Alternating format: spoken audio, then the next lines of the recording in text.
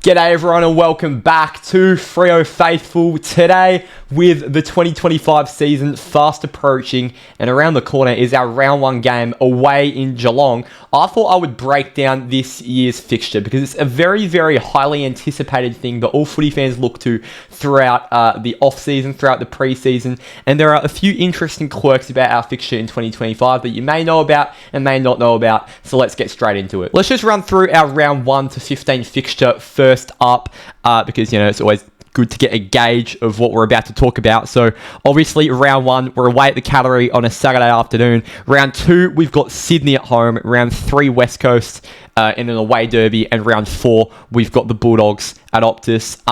Quite a tough fixture to start the season, if I'm being honest. I mean, Geelong away, we know just naturally how tough that fixture is. Yes, we've won there the past 2 times, but it doesn't stop that from being an incredibly hard task. Sydney in round 2, the reigning grand finalists.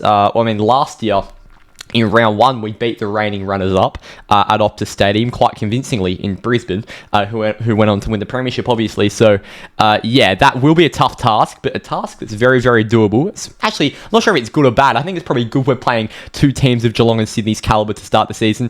West Coast round 3 is terrifying. I mean, the away derby, I've still got horrendous PTSD from sitting amongst all those West Coast fans when Harley is just taking hangers on our fullbacks, and it wasn't a fun experience, but you've always got to have faith in a derby. But no matter where the teams are sat, you're always nervous going into it. Round 4, Bulldogs at home. We've got quite a decent track record against the Bulldogs at home as of late, so I'd expect us to win that, especially with a probably weaker Bulldogs outfit in 2025. We've then got Richmond in Gather-Round at the Barossa Park, a game we're expected to win, but you never know, because at those grounds like the Barossa, where you've never played before, it could throw up some interesting conditions. I remember I've been to Mount Barker for Gather-Round. That's a very unique ground. Norwood Oval is a really unique ground because the surface is sort of sloped. So I'm intrigued whether the Barossa will provide a quirk like that for 2 teams that have never played there before, obviously. Round 6 is our first of 2 MCG games during the regular season. We play Melbourne away. Obviously, the first of 3, as we will be there on the last Saturday in September. Round 7, we're playing on Anzac Day, Friday night footy. That'll be quite exciting. That'll be a great atmosphere. It's a game we should win. Adelaide at home. Round 8, we've got a Friday night standalone game against St Kilda at Marvel. Round 9, Collingwood at home on a Thursday night. That's quite fun. And round 10, for like the 4th straight year, we've been scheduled against the Giants at NG Stadium, which is a bit of a nightmare. We have lost the last 2 times there. I've been at both of those games, and they haven't been fun. The one in 2023 we lost by 70. That was just naturally not fun, but the one last year we really needed to win to stay in the not just top 4 race but finals race, and we absolutely boggled it. Jesse Hogan dropped 6 on our heads. Round 11, Port Adelaide at home on a Saturday night. We don't often play Port at home. We played them last year in the final round of the season and got beaten quite comprehensively. Round 12, Gold Coast on the Gold Coast, who we've got a terrible track record against. I honestly can't remember the last time we won on the Gold Coast, if we ever have. Round 13 comes our bye. Round 14 is the away game against North Melbourne at Optus on a Saturday night. And then round 15 is against Essendon at Optus Stadium on a Thursday night. So that's where we'll stop, because the rest of it is a floating fixture. I want to take notice of the block in the middle of the season from round 13 to 15. In fact, round 13 to 16 pretty much gives us a month in Perth. Round 13 is the bye, so we stay in Perth. Round 14, we have North Melbourne at Optus. Round 15, Essendon at Optus. And round 16, St Kilda at Optus. So that's a really good thing that Simon Garlick's done, and just whoever's involved in the fixture committee, to give us a nice block at home, because obviously that's been the big talking point with WA teams over the off-season, whether we can get sufficient enough breaks or blocks in Perth, as a lot of the Melbourne teams do in their respective states, and we have ended up getting that, both Fremantle and West Coast, so a big win for the WA clubs. In terms of the teams, we play twice. Sydney's a bit of an iffy one. We obviously beat Sydney at the SCG, but it doesn't make it any of an easier task. Obviously, West Coast we play twice. The Bulldogs we play twice, who we don't typically play well away. St Kilda we play twice, which I'm quite happy with. And then Collingwood and Port twice is a bit rough as well. We've got quite a difficult fixture, the 4th hardest in the competition. And you can see why. I mean, Sydney, Collingwood and Port twice is so stiff, having to play all those teams away from home. I mean, Sydney away is a tough enough task in itself.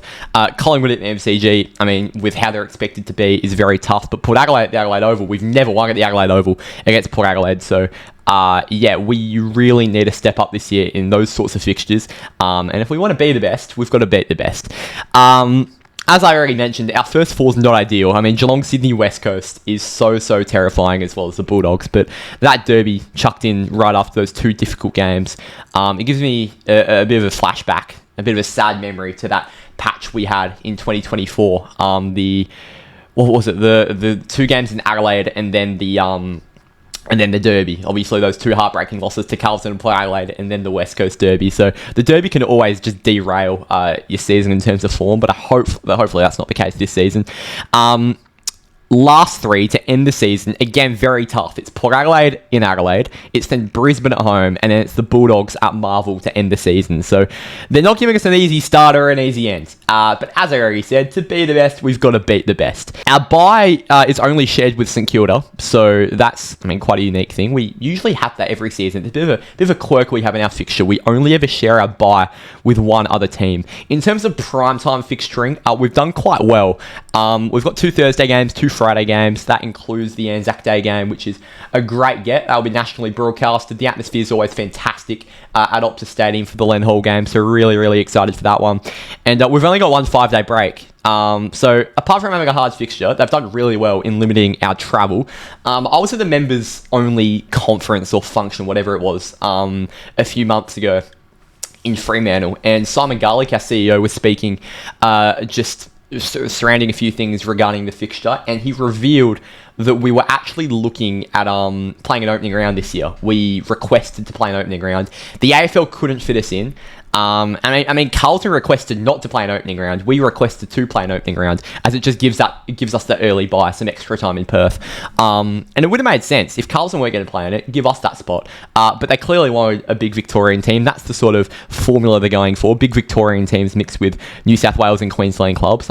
Brisbane, Geelong, Sydney, Hawthorn, Gold Coast, Essendon, Giants, Collingwood. So there was a low chance they were ever going to really give us that spot. If we keep requesting it, they might give it to us. Next year, it would be a really good thing to have. Yeah, that's something to keep your eye out on in the next few years. I don't think that information has really come out publicly or been well publicised, but we did request to play an opening round this year. So yeah, overall, I really like how our fixture's constructed. It's super hard, but I don't really care, because my expectations for us this year, and I think as a fan base, our expectations are really high. So we've just got to expect to beat the best, is the general case. In terms of how we've had our travel limited, I think Simon Garlick, the fixture committee, whoever else is involved in that, Joe Bridie, I think, have done really well. We've got that 4-week block in Perth throughout the middle of the season, involving that North Melbourne away game in Perth, as well as the bye. And I think we've done really well also around gather round. Instead of opting to stay in Adelaide the week prior or week after, like we've done in 23 and 24, we've just gone straight on to Melbourne. Maybe a negative was staying in Adelaide for 2 weeks, because both those times hasn't worked out very well. 23, we had a big loss to Adelaide, and 24, obviously, 2 losses to Port and Carlton. So a 1-3 record in that sort of scheduling around the gather round period. Didn't work out so well, so we're going straight to Melbourne at the MCG after that Richmond game in Adelaide. So yeah, a few little tweaks, a few little quirks, and overall a season I'm very excited for, and a fixture I'm quite happy with. Let me know about anything you noticed in our fixture down in the comments. Overall, I'm a fan. I just can't wait for the season to start. We've got Melbourne this Sunday at Rushton, and then round 1, Geelong at the Cattery. I'm so excited. Thank you for watching. As always, hit the like button and subscribe if you are new, and I'll see you all next time. Cheers.